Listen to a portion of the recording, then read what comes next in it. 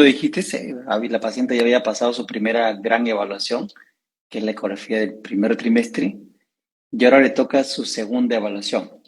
Cada evaluación que va a la paciente siempre le genera ansiedad, y esa ansiedad y dudas se van a calmar con informaciones como las que estamos brindando ahora para que puedan estar más tranquilas y acudir a su ecografía morfológica.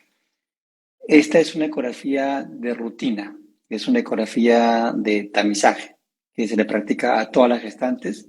Fue de hecho la primera ecografía que se empezó a hacer en el mundo antes de la ecografía genética, y la hacemos justo cuando la paciente está a la mitad del embarazo, es decir, a las 20 semanas es el momento ideal.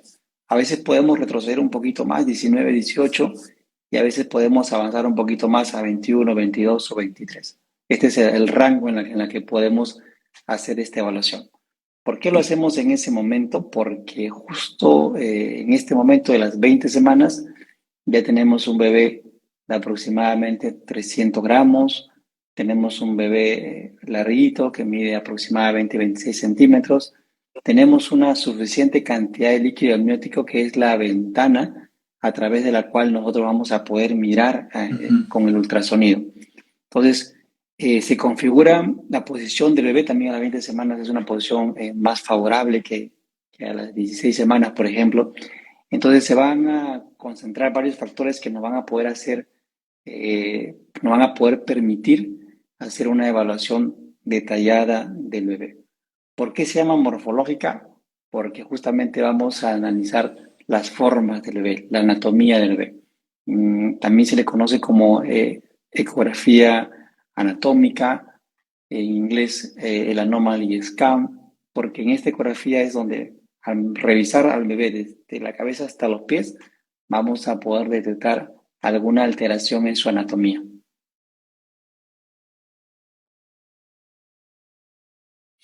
Buenísimo. Importante recalcar ahí que es una ecografía que todas se deben hacer, ¿no? A veces una de las preguntas que nos habían enviado era, yo también me debo hacer la ecografía morfológica o solamente si es que tengo alto riesgo. La ecografía morfológica creo que ha quedado clarísimo, se la hacen absolutamente todas las pacientes que están embarazadas. Y ahí yo quisiera agregar algo que es bien importante. Hoy los estándares en el mundo, los mejores estándares, eh, tienen un equipo de trabajo, tienen un equipo y tienen una unidad de medicina fetal donde se hacen esas ecografías y donde las pacientes van a ser evaluadas, ¿no? Cuando yo le mando una paciente a usted a su consultorio y para hacer ecografía morfológica, usted no solamente hace ecografía a la paciente, usted hace toda una evaluación completa de la paciente que implica tomar la presión arterial, que implica preguntar antecedentes familiares, que implica preguntar antecedentes de los embarazos anteriores, etcétera. O sea, no, la evaluación en la unidad de medicina fetal no es ir a hacerse una ecografía. Eso es algo que yo siempre les digo porque las pacientes me dicen, ¿y por qué me manda donde otro médico a hacer la ecografía? ¿Por qué no me la haces tú, no? Y la respuesta es esa, porque yo no soy un especialista en medicina fetal. Probablemente en nuestro país todavía no llegamos a esos estándares por X y Y motivos. No quiero entrar en temas que no vienen al caso, pero los estándares, y eso creo que tiene que quedar claro, es que las pacientes hagan estas ecografías especializadas en la unidad de medicina fetal del centro donde se estén atendiendo, ¿no? Hoy en la maternidad de Lima hay una unidad de medicina fetal, muchos hospitales han abierto unidades de medicina fetal, las clínicas también. Entonces, esto no es solamente hacer una ecografía, ya está la ecografía y me mandan el informe ecográfico y ya está, ¿no? Es una evaluación integral de la paciente, ¿no? Es una evaluación Exactamente, completa, sí. ¿no? Esta es una ecografía, muy bien lo ha dicho Rodrigo, es una ecografía de tamizaje, ¿no? Y la palabra tamizaje creo que ya es familiar a todos nosotros, ¿no? Post pandemia, todos hemos entendido que es un tamizaje. Como tamizaje, entonces no es una prueba perfecta. Es una prueba que a veces nos permite ayudar y a veces también nos puede alarmar un poco más a la paciente, más de lo debido. Entonces, mientras más enfoquemos el caso, mientras más experiencia tengamos haciendo la ecografía, vamos a poder ayudar más a la paciente y vamos a poder equivocarnos menos a la paciente. Entonces, la forma de ver al bebé que tenemos nosotros en el grupo y en Ceras es no solamente hacer la ecografía, sino obtener un poco más de información de ese bebé. Si nosotros fuéramos pediatras, pues le preguntaríamos a la mamá cómo ha estado su bebé, si comió en los últimos días, no comió, cómo estuvo su crecimiento y todo eso. Como no tenemos la forma de preguntar al bebé, entonces tenemos que recurrir a los antecedentes de la mamá. Cómo estuvo antes, qué pasó en sus embarazos anteriores, si hizo preeclampsia o no hizo preeclampsia, si tuvo un bebé que creció bien o no creció bien, cómo estaba en sus últimos controles, si su médico, si Rodrigo le está dando alguna medicación especial que nosotros debamos de saber. Entonces, todo eso nos ayuda al momento de poder hacer la evaluación del bebé y poder entregarle la información a la paciente. De tal manera que le entreguemos una información lo más cercana posible a lo que realmente está pasando en ese momento de las 20 semanas. Perfecto. Y una de las cosas importantes de la ecografía morfológica, en general de la medicina fetal, es que se pueda predecir algunas anomalías, algunas enfermedades, algún problema con el bebé que está dentro del útero de la mamá. ¿Y para qué necesito yo prevenir o para qué necesito yo predecir alguna enfermedad? Para poder curarla, ¿no? Para poder hacer que no suceda o para poder identificarla tempranamente y poder darle tratamiento tempranamente también y con eso mejorar el pronóstico de ese paciente o de esa paciente. Eso que a veces es tan fácil de hacer en medicina en adultos, ¿no? Predecir un paciente antes de que tenga un infarto al corazón o predecir que una paciente puede, en obstetricia, que una paciente pudiera tener mayor riesgo de desarrollar preeclampsia durante el embarazo, por ejemplo. Eso lo conversamos en el live anterior cuando hablamos de ecografía genética. También hoy podemos detectar algunas cosas a tiempo. Me agarro de un comentario que nos pone ahí Clau León. Esta ecografía ayudó a detectar un problema en mi bebé y gracias a Dios el doctor Ventura pudo atender a tiempo, ¿no?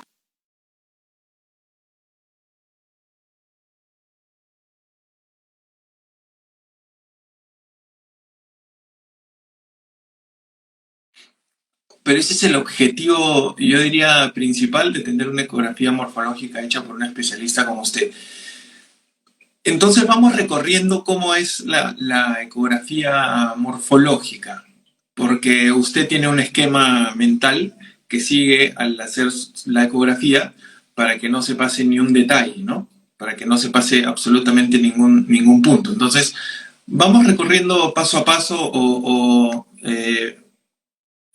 sistema por sistema, como lo recorre Claro. usted cuando hace la ecografía, y vamos explicando poco a poco Sí. cómo Esta es una se va. ecografía detallada, es una ecografía en la que el secreto de poder detectar más cosas creo está en la sistematización, es decir, en siempre ser sistemáticos, siempre ser ordenados, ¿no? Si caemos en el desorden o en el apuro de repente por querer hacer la ecografía un poco más rápida, ahí es donde vamos a equivocarnos.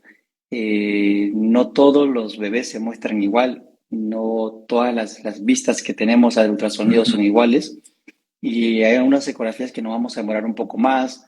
A veces enviamos a la paciente a que dé una vuelta, que camine y luego regresa y la vista está mejor. Pero todo esto es porque somos Sí, sistemáticos, exactamente. varios pacientes me han dicho que sí, el doctor Ventura me mandó a dar una vuelta a la manzana y de ahí me voy Exactamente. haciendo mi ecografía. No hay otra manera, no hay otra manera. Y en esa manera somos sistemáticos y empezamos siempre, generalmente empezamos en la cabeza, desde la cabeza del bebé hasta los pies. En la cabeza empezamos a observar cómo está la estructura del cráneo, empezamos a observar cómo están las estructuras del cerebro en ese momento y empezamos a hacer las mediciones en la cabeza que me van a poder confirmar el tiempo de embarazo también.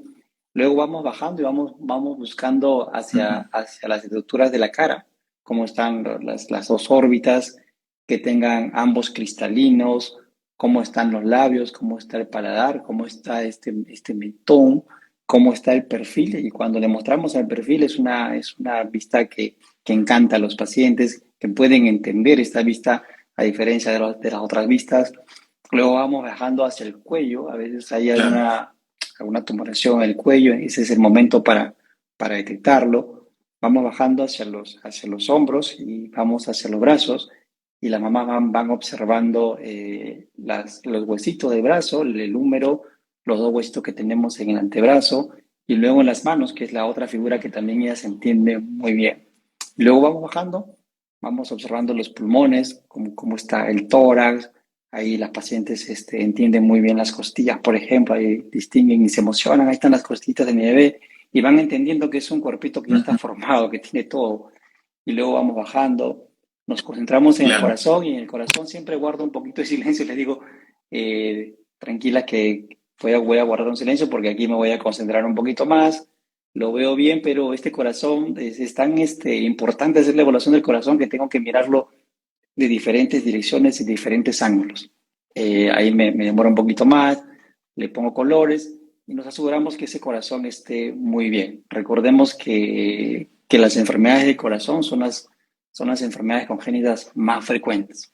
Y luego vamos bajando hacia el abdomen, hacemos la segunda medición, que es la medición de toda la cintura del bebé, de toda la barriguita. Vamos observando cómo está el estómago, el hígado, bajamos hacia la inserción del cordón umbilical, ¿no? Tenemos que ver que esa inserción sea limpia. Eh, y luego de eso bajamos hacia las extremidades. Les enseño ahí la presencia de la vejiga, igualmente los miembros inferiores, los muslos, las piernas, los piecitos. Es otra foto que les gusta mucho a los pacientes y se lo imprimimos porque es maravilloso ver la primera huellita plantar del bebé. Y después de eso vamos hacia Sí. la columna del bebé. Les muestro nuevamente la parte dorsal del cuellito y les voy recorriendo toda la columna y les digo que la columna está bien y que la otra enfermedad muy frecuente es también las enfermedades que afectan el sistema nervioso central, sobre todo las espinas bífidas.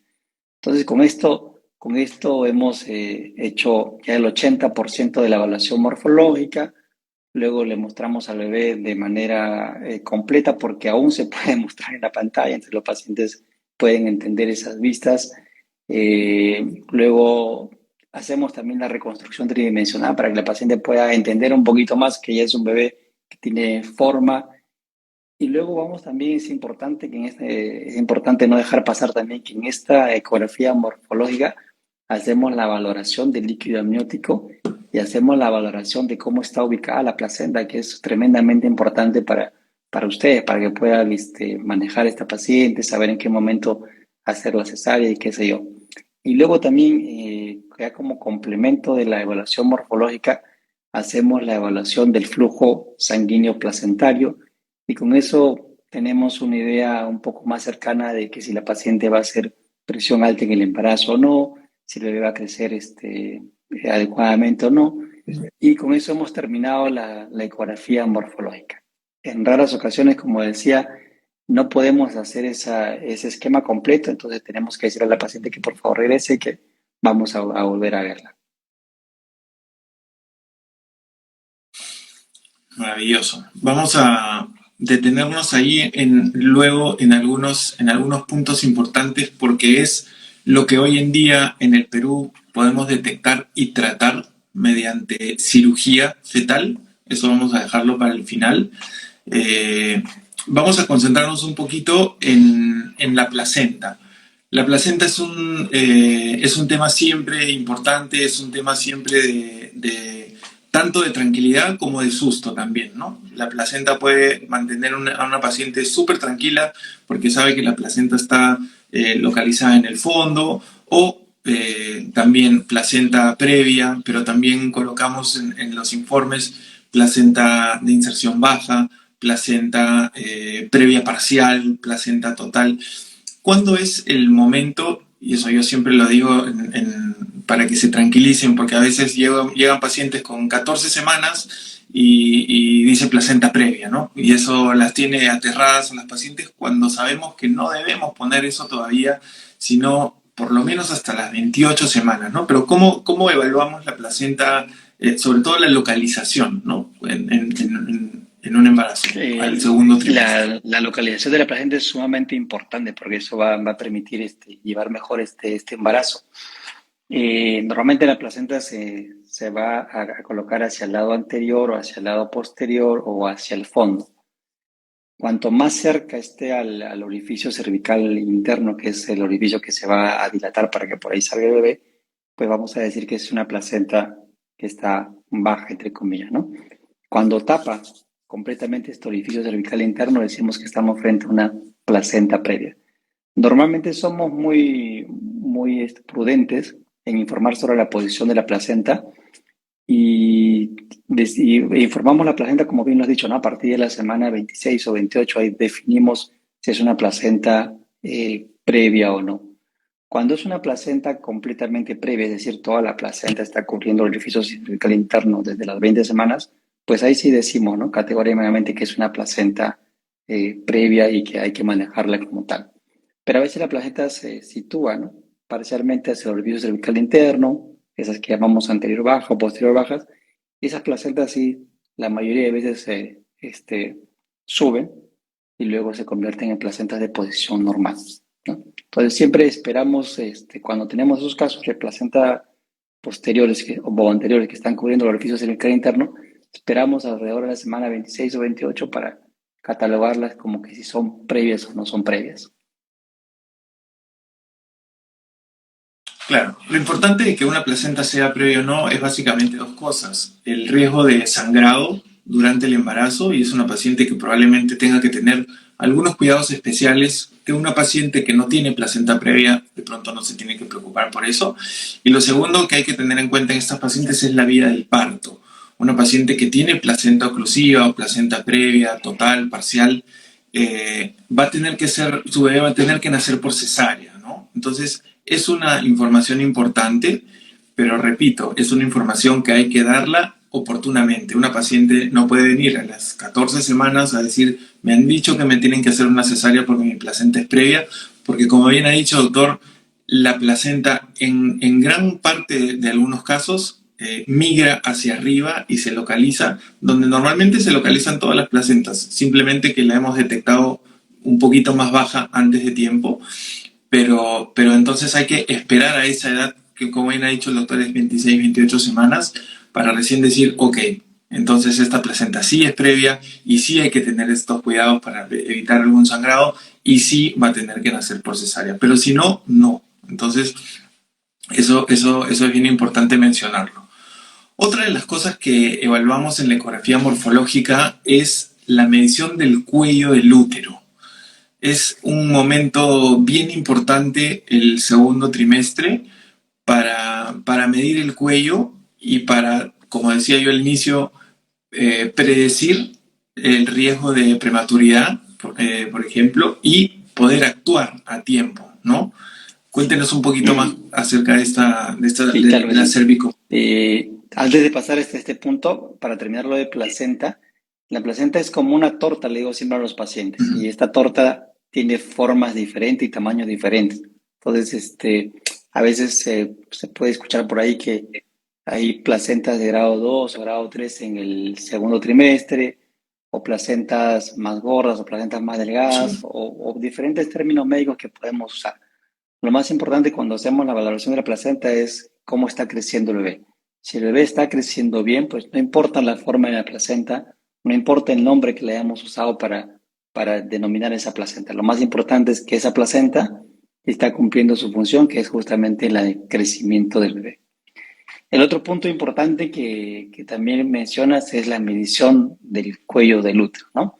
Entonces, mientras más pequeño sea el cuello del útero, pues va a haber un riesgo mayor de que esa paciente haga un parto antes de las 37 semanas.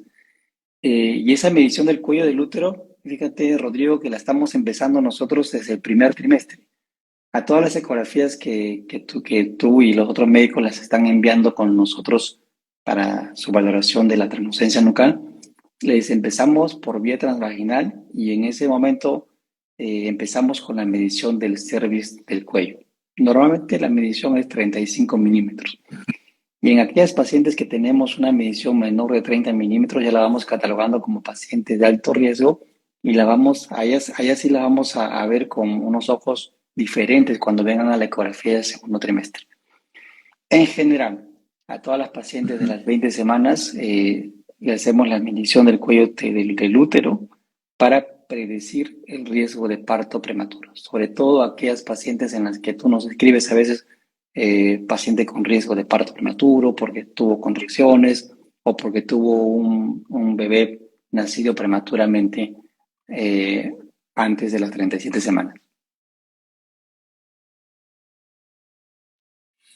Y eso más adelante va a servir como un predictor también, ¿no es cierto? O sea, va a ser que si es que esa paciente evidentemente si ha tenido contracciones y tiene el cuello corto, y aquí vamos a hablar de cuello corto y cuello largo según la medición que haga el doctor Ventura, la paciente que tiene cuello corto es la paciente que tiene mayor riesgo de que el bebé nazca prematuro, o sea, antes de las 37 semanas. Pero esa paciente tiene 13 semanas, ¿no? Y en el segundo trimestre tiene 18 o 20 semanas. Entonces, ¿qué hacemos con esa paciente? Decimos, bueno, ¿cuándo nacerá? ¿Nos preparamos para la prematuridad? No. Estas ecografías que predicen la prematuridad nos hacen a nosotros tomar medidas para, una vez que yo predigo, mira, esta paciente va a tener un parto prematuro, entonces yo puedo prevenir en esa paciente que si está programada para que su bebé nazca a las 34 semanas, con la intervención que nosotros hacemos, podemos hacer que ese bebé no nazca a las 34, como lo está predicho, sino nazca a las 36 o 37, dándole un medicamento, haciendo unos controles específicos, haciendo otro tipo de ecografías también.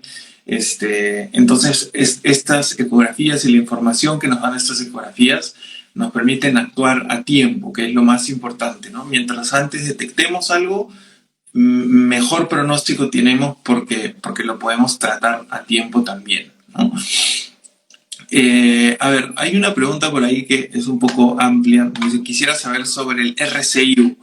Yo sé que es una pregunta amplísima, pero también cuando pasamos al segundo trimestre empiezan a haber algunos patrones de crecimiento, hay algunas curvas de crecimiento y aparece esta definición compleja que queremos hacerse fácil hoy día para las pacientes, que se llama restricción de crecimiento intrauterino, ¿no?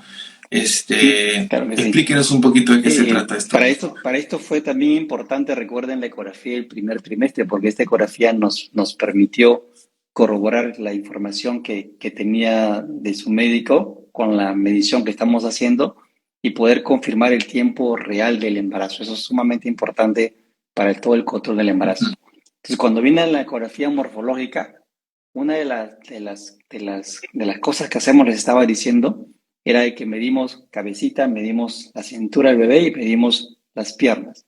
Con eso, la computadora va a calcular un peso y ese peso lo vamos a comparar con las gráficas que tenemos. Un bebé de 20 semanas está pesando aproximadamente 300 gramos. Un bebé de 22 semanas aproximadamente 500 gramos. Entonces, cuando el peso cae por debajo de eso, ya nos vamos alertando. Eso lo ponemos en unas curvas. Cuando está por debajo de un percentil que le llamamos percentil 5, decimos que es una restricción de crecimiento intrauterino.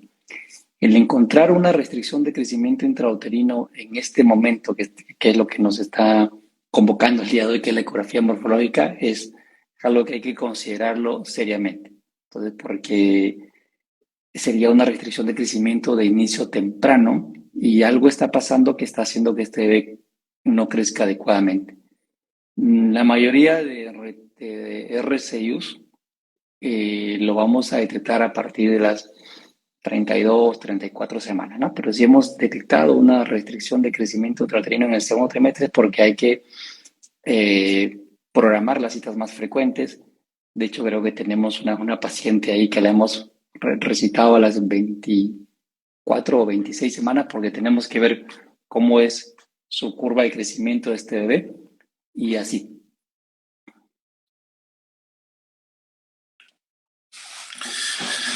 Una de las cosas que más ha avanzado, yo digo, en medicina es la medicina fetal, pero ya no solamente en nuestro país detectamos los problemas o los diagnosticamos Antes los diagnosticábamos al nacimiento, hoy los diagnosticamos dentro del útero y dentro del útero los diagnosticamos muy tempranamente y ya no solamente nos quedamos ahí, ¿no? Antes, hace muchos años, bueno, sabíamos que venía un bebé con meningocele, con alguna malformación en la columna, sabíamos que venía un bebé con una malformación en el diafragma que hacía que todos los intestinos estén en el tórax, sabíamos que venían todo lo que usted detecta en las ecografías y los que podían, bueno, viajaban y los operaban en otros países y todo. Hoy en día, en nuestro país, y no digo en la mejor clínica de Lima, sino digo en hospitales también, en la maternidad de Lima, en el Instituto Materno Perinatal,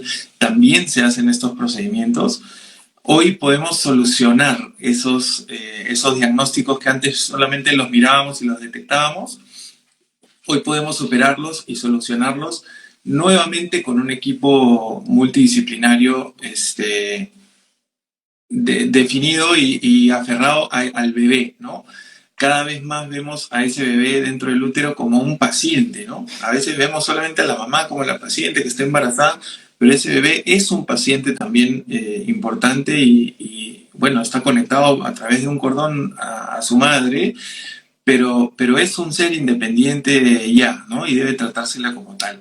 ¿Qué cosas, Doc, hoy en día podemos solucionar en nuestro país y qué diagnósticos se operan aquí en el Perú Y hoy en día? como bien lo estabas introduciendo, no es justo que una familia se entere que su bebé tenga alguna enfermedad severa que comprometa su vida justo al momento del nacimiento, ¿no? Antes el crecimiento iba Ujú. bien, la barriguita crecía muy bien, la paciente estaba todo muy bien, llegaba a las 40 semanas, el momento del parto y de repente descubríamos una enfermedad congénita muy severa que incluso terminaba con la vida de este bebé, ¿no? Entonces ahora tenemos esta ecografía morfológica que nos va a permitir anticiparnos e informar a la paciente. Siempre decimos cuán importante es para unos papás saber cómo viene su bebé, ¿no? Para poder prepararse de diferentes maneras, no solamente emocionalmente, sino también socialmente, hasta económicamente y poder reunir todos los recursos para poder optimizar la salud de este bebé. Y parte de la Ujú. búsqueda de estas enfermedades durante la ecografía morfológica es justamente buscar enfermedades que sean susceptibles de hacer alguna intervención mientras esté en el vientre materno para cambiar el curso natural de esta enfermedad. Y ahí tenemos, en primer lugar, tenemos el mielomeningocele, que es una enfermedad tremendamente grave que genera gran discapacidad en la persona humana. Luego tenemos también el grupo de cardiopatías, el grupo de cardiopatías y que ahí es donde nos falta más como sociedad poder avanzar más y poder diagnosticar a tiempo. Hay cardiopatías en las cuales podemos cambiar el pronóstico de una enfermedad como la estenosis aórtica, por ejemplo. Luego tenemos el grupo de las afecciones en el tórax, ¿no? A veces se le ve por alguna razón acumula líquido, de tal manera que pone en riesgo la vida y ese líquido hay que evacuarlo. Enfermedades como las hernias diafragmáticas que ocupan un volumen en el tórax y que al final este bebé nace con hipoplasia pulmonar. Enfermedades como tumoraciones Ujú. pulmonares o tumoraciones en cualquier parte del feto que ponen también en riesgo la vida del bebé. Enfermedades como, por ejemplo, aquellas que obstruyen el sistema urinario y esa obstrucción, cualquiera sea la causa, genera a su vez daño renal progresivo y este bebé nace con falla renal crónica. Y si nace con falla renal crónica, pues prácticamente está condenado a morir en los siguientes 2 años porque no hay trasplante renal en neonatos en el país.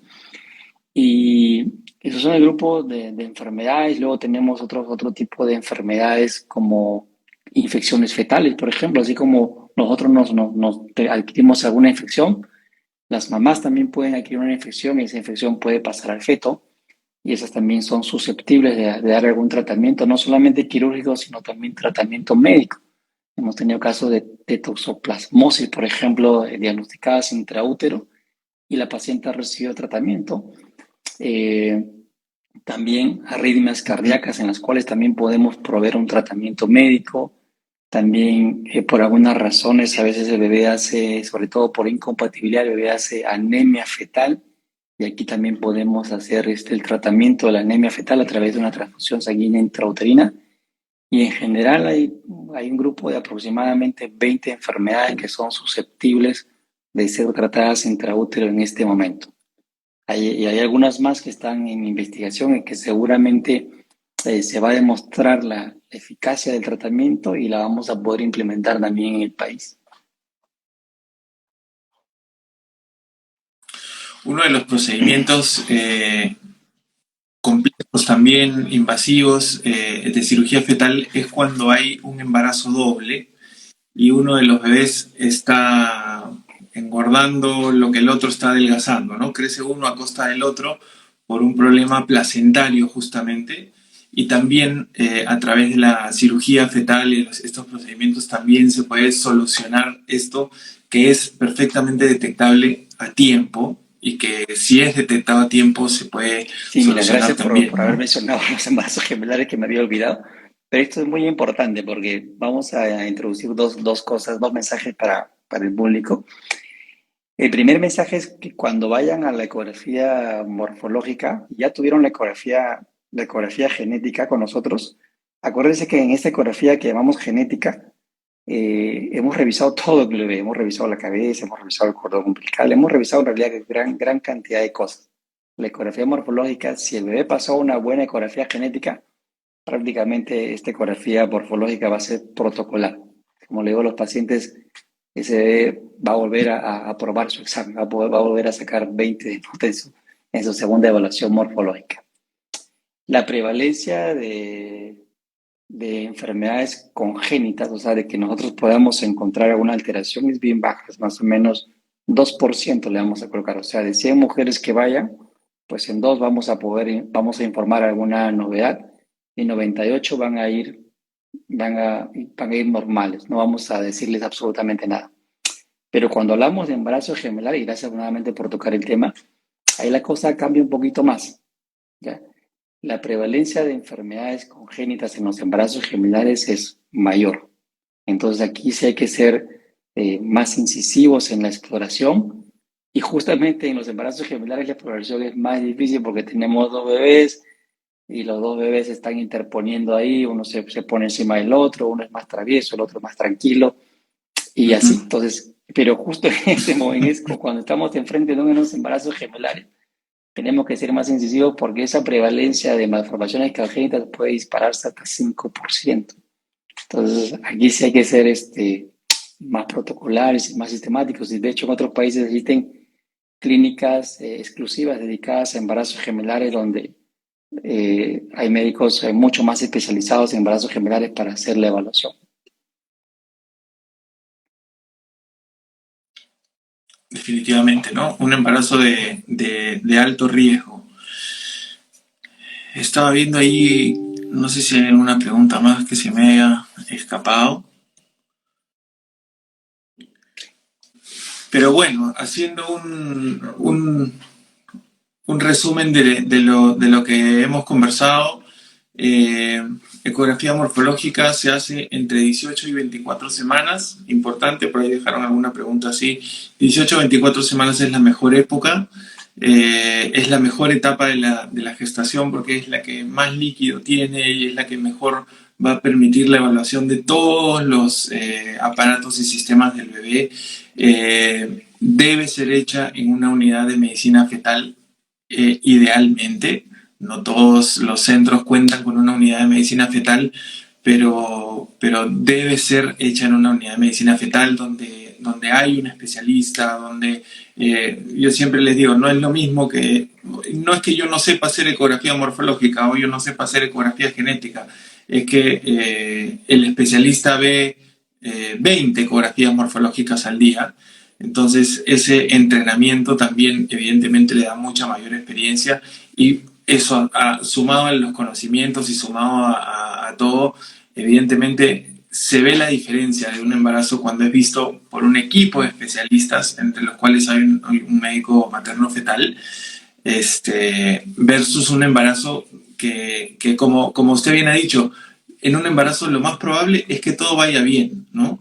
Entonces, cuando yo hago una ecografía morfológica sin estar entrenado en eso, lo más probable es que no tenga ningún problema, porque lo más probable es que ese bebé esté bien. El problema es cuando llegan los diagnósticos o cuando se pasan los diagnósticos y como usted dice, hoy en día es un pecado mortal que un bebé llegue al nacimiento con un diagnóstico de alguna enfermedad que se pudo haber detectado durante el embarazo y no solamente eso, sino que se pudo haber resuelto también durante el embarazo, ¿no? Yo creo que ese es un mensaje bien importante. No sé si usted quiere Sí, sí, agregar algo por hay ahí. una pregunta Por interesante ahí. también que a ver si mientras la vas leyendo. A veces la paciente por alguna razón no llega a las 20 semanas o a las 22 semanas o 24 semanas. A veces están de viaje, en trabajo, qué sé yo, ¿no? A veces están enfermas, por ejemplo, por la pandemia, entonces están en su cuarentena y luego se pasan el tiempo. No hay ningún problema, la ecografía morfológica la podemos hacer a las 26 semanas, 28 semanas. Eso no hay que pensar en que ya perdieron la oportunidad, de ninguna manera. La idea de concentrar a estos pacientes justo a las 20 semanas es porque podemos anticiparnos a algunas enfermedades, podemos tratarlas, podemos hacer una derivación adecuada, pero si llegó a las 28 semanas, ningún problema. Igual, a las pacientes que a veces se pasan la ecografía genética, en las cuales no le podemos medir la translucencia nucal porque pasaron las 14 semanas, a esas pacientes pueden venir a las 16 semanas. A las 16 semanas podemos hacer la ecografía morfológica temprana que llamamos. Es decir, vamos a ver lo mismo que vemos a las 20 semanas, pero con máquinas de alta resolución y con la experiencia que tenemos vamos a poder tener casi la misma información a las 16 semanas que a las 20 semanas. De hecho, esas pacientes que hemos tenido también contigo, Rodrigo, algunas que me las han enviado a las 16 semanas porque no llegaron a la genética, la hemos visto a las 16 semanas y como protocolo estas pacientes, en vez de verlas a las 20 semanas, esperamos que crezca un poquito más y pum, la ponemos a las 22 o 24 semanas, ¿no? Claro. Para ya confirmar esto que habíamos verificado a las 16 semanas. Uh-huh. ¿Cómo nos ayuda la tecnología hoy día, Sí, doctor sí, sí, Ventura? sí. Hoy día las máquinas yo siempre me jacto que las máquinas que tenemos en cera son como un avión, así como un Ferrari Un de Porsche. último modelo, este, ¿no? Un Porsche así, no sé, descapotable. O sea, ver una ecografía en esas tecnologías realmente es como casi estar ahí con el bebé, y, o sea, falta tocarlo solamente, ¿no? Porque realmente la tecnología ha mejorado tremendamente en medicina Sí, fetal es también, ¿no? inimaginable lo que hemos podido lograr en transcurso de los años, ¿no? Cuando tuve oportunidad de ver más o menos la etapa de crecimiento de la ecografía y las imágenes, si bien en ese tiempo eran ya fabulosas, pues ahora son espectaculares, ¿no? La resolución que ofrecen las máquinas de alta gama pues, nos permiten hacer mediciones muy puntuales, nos permiten tener más confianza en la evaluación que estamos entregando a la paciente, podemos hacer seguimientos más precisos, podemos hacer manejos también más eficientes, ¿no? Definitivamente la tecnología nos está ayudando tremendamente. Va a seguir mejorando la tecnología y vamos a poder hacer diagnósticos que antes no pensábamos hacer. Por ejemplo, te pongo un ejemplo, las malformaciones pulmonares quísticas. Ahora diagnosticamos creo que esas creo que tienen una prevalencia de por lo menos 2%. Son muy frecuentes diagnosticarlas antes. Antes se diagnosticaba en la etapa pediátrica, pero ahora estamos haciendo el diagnóstico en etapa fetal. Y así van a haber enfermedades que tal vez no vamos a anticipar antes. Sí, es alucinante. A veces las pacientes entran al consultorio con la mamá, ¿no? Y cuando hacemos la ecografía, y está la mamá también en el momento de la ecografía, la mamá que vendría a ser la abuelita, ¿no? O la futura abuelita, está como fascinada por la ecografía. En mi tiempo no existía esto, cómo no. Les encanta, ¿no? Y realmente, ¿no? Cuando uno a veces se pone a pensar y dice, "Pucha, ¿cómo era antes sin ecógrafo para escuchar latidos de los bebés? El bebé sabíamos el sexo cuando nacía, porque no había forma de verlo antes, ¿no? Las cosas van cambiando, pero definitivamente mejorando y la tecnología va mejorando en favor de eso, ¿no? De las pacientes, del conocimiento y de poder hacer cada vez más por ellas, ¿no? Creo que hay una pregunta de, no sé si lo leíste, sobre diagnósticos equivocados en la evaluación morfológica. Sí, ¿no? Sí, justamente de ahí leí lo de la tecnología. Decía, ¿a qué se debe que algunas Ah, pruebas ya, morfológicas se equivoquen en ya. los diagnósticos? ¿No? Coño, ¿es por mala máquina o es Claro, a el que veces lo la paciente practica, ¿no? nos llama a nosotros ecógrafo. Pues. No, el ecógrafo es la máquina, nosotros somos lo que vamos a utilizar el ¿No? ecógrafo. Sí. No, hay que, les decíamos desde un inicio que esta ecografía morfológica es un tamizaje, entonces no es una prueba perfecta. Aquí en Estados Unidos, en Australia, en China, tiene tasas de detección y tiene también tasas de falsos positivos, o sea, falsas alarmas. Entonces, mucho depende de la interpretación que nosotros hagamos sobre lo que estamos observando. Las enfermedades son como las enfermedades de los adultos. O sea, la diabetes se manifiestan de diferentes maneras, las cardiopatías se manifiestan de diferentes maneras, depende del momento en la que evaluemos. Entonces, mucho depende de cómo nosotros interpretemos lo que estamos observando, ¿no? Por ejemplo, a veces nos vienen mediciones de ventrículos en el cerebrito, límites, ¿no? 10 o 11 milímetros. Y la manera como que hay que interpretarla es de acuerdo al tamaño del bebé, de acuerdo a la edad de la paciente. O sea, ese valor de 10 o 11 milímetros en un ventrículo no es lo mismo a una paciente de 45 años que a una paciente de 20 años. Entonces, cómo nosotros interpretamos y construimos esos diagnósticos, esos hallazgos, perdón, es cómo vamos a llegar al diagnóstico, ¿no? O a veces tenemos que hacer un seguimiento de 2 o 4 semanas y esperar esa evolución y ahí vamos a tener la respuesta. Así es como construimos los diagnósticos. No se trata de máquina o no se trata tampoco de personas equivocadas en hacer diagnósticos, ¿sí? Es como interpretamos.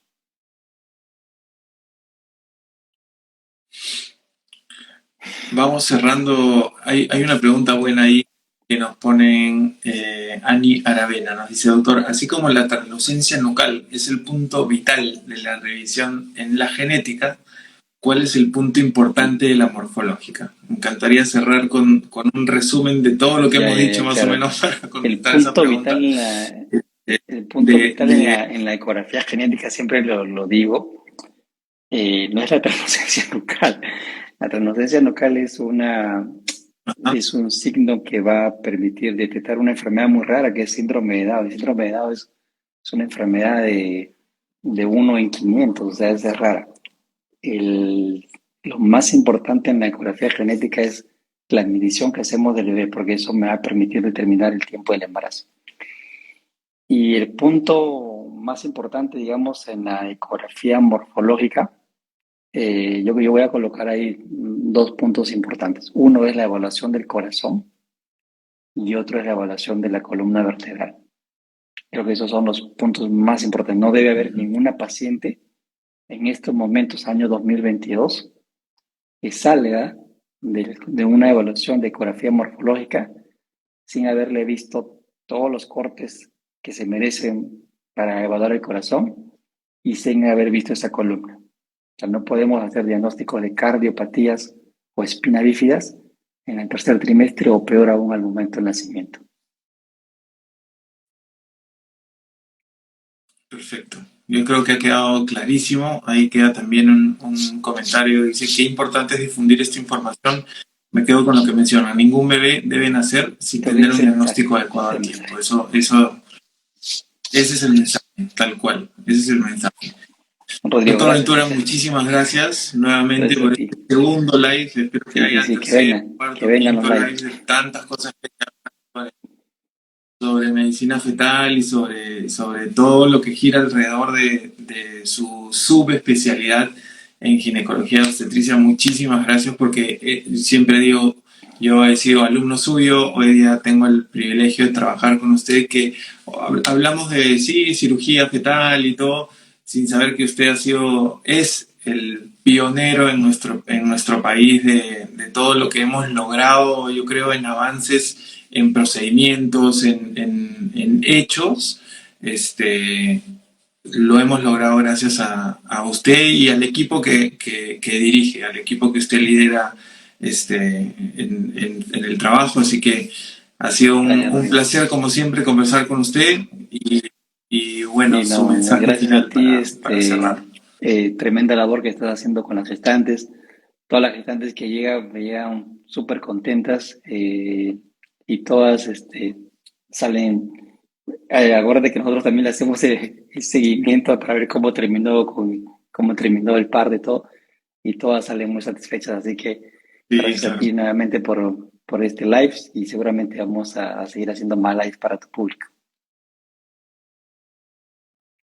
Un Excelente. abrazo, ahí nos Te mando un estamos. abrazo. Cuídate. Muchas gracias a todas las que se han Hasta conectado. luego.